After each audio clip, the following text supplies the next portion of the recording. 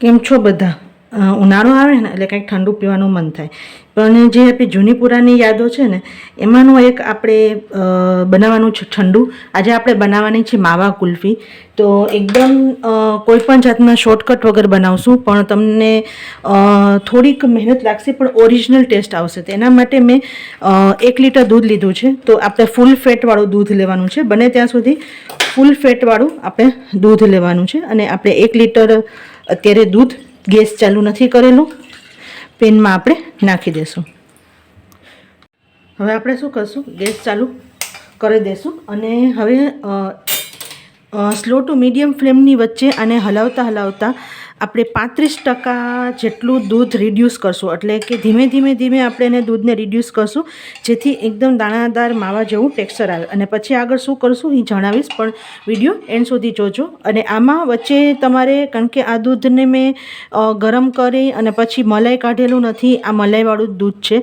એટલે સાઈડમાંથી જેમ જેમ મલાઈ થતી જાય ને એમ એને સ્ક્રેચ કરી, એટલે કે સાઈડમાંથી ઉખેડીને વચ્ચે પાછું દૂધ સાથે મિક્સ કરી દેવાનું છે. અને ધીમે ધીમે આને બહુ ફાસ્ટ ગેસ ઉપર ન કરું, કારણ કે ફાસ્ટ ગેસ ઉપર કરશો તો પછી બધું દૂધ બહાર નીકળી જશે. તો મીડિયમ ટુ સ્લોની વચ્ચે આપણે કરવાનું છે. અને થોડીક વાર લાગશે, પણ તમને જે મજા આવશે ને ઓરિજિનલ ટેસ્ટ ખાવાની, એ તમને ક્યાંય નહીં મળે. હવે ઘણા બધા વિડીયો શોર્ટકટવાળા છે માવા ગુલ્ફીવાળા, તો કોર્નફ્લોર નાખતા હોય છે, કાં પછી બ્રેડના ટુકડા કરીને નાખી દેતા હોય છે, કાં પછી તમારે કોઈ પણ જાતનું MCG એ બધું પાવડર નાખીને આઈસ્ક્રીમ બનાવતા હોય છે. પણ આ ઓરિજિનલ જે ટેસ્ટ, જે આપણે જૂની આપણા ફ્લેવરની ગુલ્ફી, માવા ગુલ્ફી, અને ખાવાની એટલી મજા આવે. અને ઘરે બનાવીને તો હાઇજીનિક હોય, પ્લસ કોઈ પણ જાતના એસેન્સ વગર હોય, એટલે તમને ગળું પણ ન પકડાય. તો હવે આને સરસ 35% દૂધ આપણે રિડ્યુસ કરશું. જો દૂધને તમે આવી રીતે ઉકાળો ને એટલે તમે જોશો કે પહેલાં અહીંયા હતું, હવે થોડું થોડું ઉકળી, અને આ જે સાઈડનું હોય ને, જ્યાં જામી ગયું હોય ને, એ આવી રીતે સ્ક્રેચ કરી અને અંદર નાખી લેવું, જેથી તમારું સરસ દાણાદાર એકદમ સરસ માવા ગુલ્ફી થાય. હવે એની અંદર આપણે આ કાજુ છે, કાજુને મેં પલાળેલા હતા, લગભગ 50-60 ગ્રામ જેટલા કાજુ હતા, એને પલાળી લીધા હતા. અને એને ગ્રાઇન્ડ કરી અને કાજુની પેસ્ટ નાખવાની છે હવે, જેથી એકદમ ઓરિજિનલ જેવો ફ્લેવર આવે. હવે માવો તમને ખબર હોય તો કે માવો આપણે દૂધથી જ બને છે, દૂધને ઉકાળીને માવો બને છે. એટલે તમે ટ્રેડિશનલ રેસીપી થોડુંક મહેનત લાગે, અને એક વખત બનાવી લો ને એટલે બહુ જ સરસ ટેસ્ટ આવે. થોડુંક આની અંદર દૂધ નાખી અને આપણે આ બધું જે મિશ્રણ છે ને એ લઈ લેશું, અને ફરીથી આની અંદર નાખી અને હજી ઉકાળશું આપણે. અને કાજુની પેસ્ટ નાખ્યા પછી પણ હવે ઉકાળવાનું છે. હવે આની અંદર હું તો એકદમ ઓથેન્ટિક આપણે માવા ગુલ્ફી બનાવું છું. હવે તમે આની અંદર કોઈને એલચી કેસરનો જો ટેસ્ટ ભાવતો હોય ને તો નાખી શકો, તો થોડાક એલચીના દાણા એને ભૂકો કરીને નાખી દેવાનો, અને કેસરના તાતરા નાખી દેવાના. પણ મને આમ ઓથેન્ટિક આમ માવા ગુલ્ફી ઘરે બનાવીને ખાઓ ને તો તમને લાગે કે તમે ક્યાંક ઓથેન્ટિક ઉકાળીને સરસ બનાવેલી માવા ગુલ્ફી છે એવી સરસ લાગે છે. અને જેમ થોડુંક ઘટ થવા આવે ને એટલે હલાવતા રહેવું, કારણ કે દૂધ હોય ને નીચે ચોટે નહીં, અને ચોટીને પછી જો બળી જશે ને તો ટેસ્ટ બહુ ખરાબ આવશે. એટલે થોડુંક, જેમ મેં પહેલે કીધું કે જો સારું ખાવું હોય ને તો થોડીક મહેનત લાગશે. કોઈ શોર્ટકટવાળું તમે માવા ગુલ્ફી બનાવવા માંગતા હોય તો હજારો રેસીપી તો છે જ, પણ મને એમ લાગે કે તમે બ્રેડનો પાવડર નાખીને માવા ગુલ્ફી બનાવો એના કરતાં બ્રેડ એમને જ ખાઈ લેવી સારી.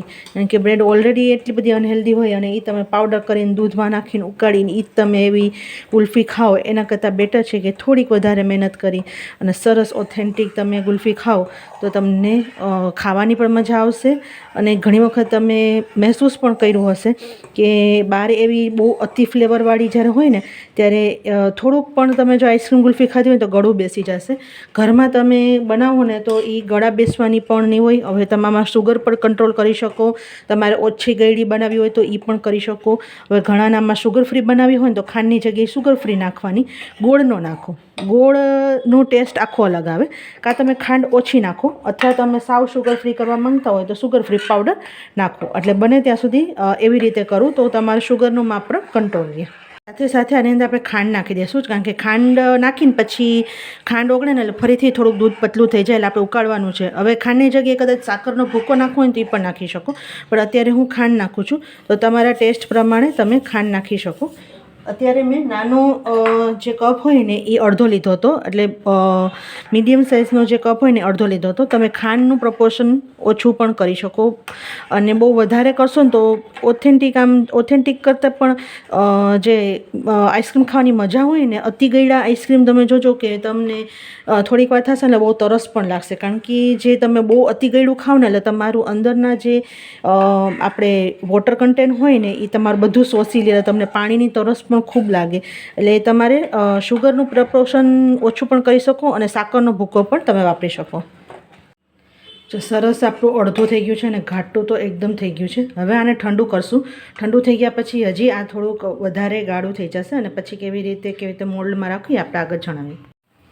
જો મિશ્રણ છે ને સરસ ઠંડુ થઈ ગયું છે, અને જો ગાળું પણ સરસ થઈ ગયું છે, અંદર તમને દાણા દાણા પણ દેખાતા હશે. હવે તમને બહુ દાણા ન ગમતું હોય તો એક વખત બ્લેન્ડર ફેરવી લેવું, અથવા મિક્સરના મોટા બોલમાં ગ્રાઇન્ડ કરી લેવું, જેથી સરસ સ્મૂથ થઈ જાય. અને જો દાણા ગમતું હોય તો આવી રીતે આપણે ગુલ્ફીના મોડ આવે છે, જુદા જુદા ટાઈપના આવે છે, એલ્યુમિનિયમના આવે છે, પછી તમારે પ્લાસ્ટિકના પણ આવે છે, તો એમાં તમારે આવી રીતે ભરી લેવાનું.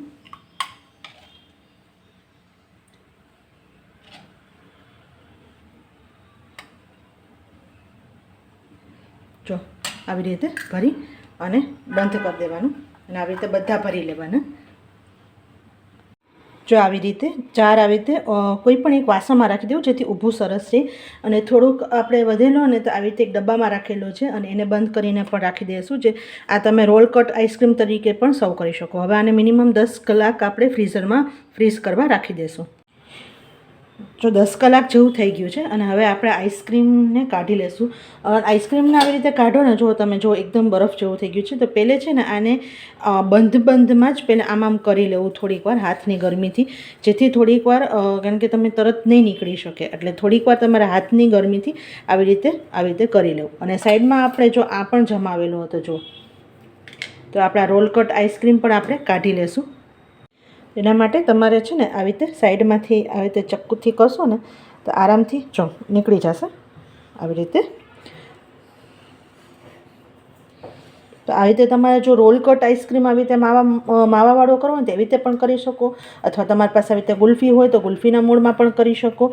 તો જો તમારે બધે રોલ કટ કરવા હોય ને તો તમારે શું કરવાનું કે મોટું કોઈ પણ વાસણ હોય ને એમાં તમારે કરવાનું, અને આવી રીતે આપણે અનટેપ કરી લેશું.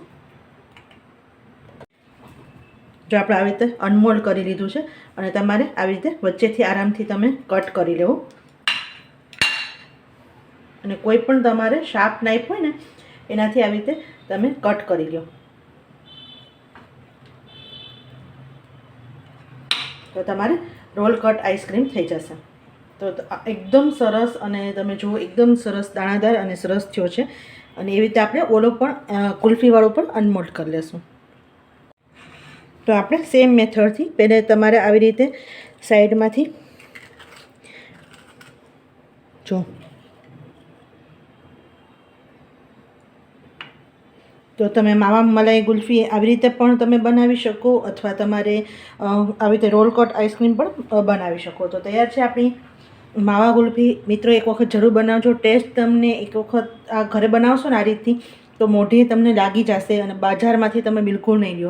આ રેસીપી ગમી હોય તો પ્લીઝ લાઇક શેર અને સબસ્ક્રાઈબ કરી દેજો. સાથે બેલ આઇકન દબાવી ઓલ દબાવી દેજો, જેથી આવનારા બધા વિડીયોની નોટિફિકેશન તમને મળતી રહે. આવજો.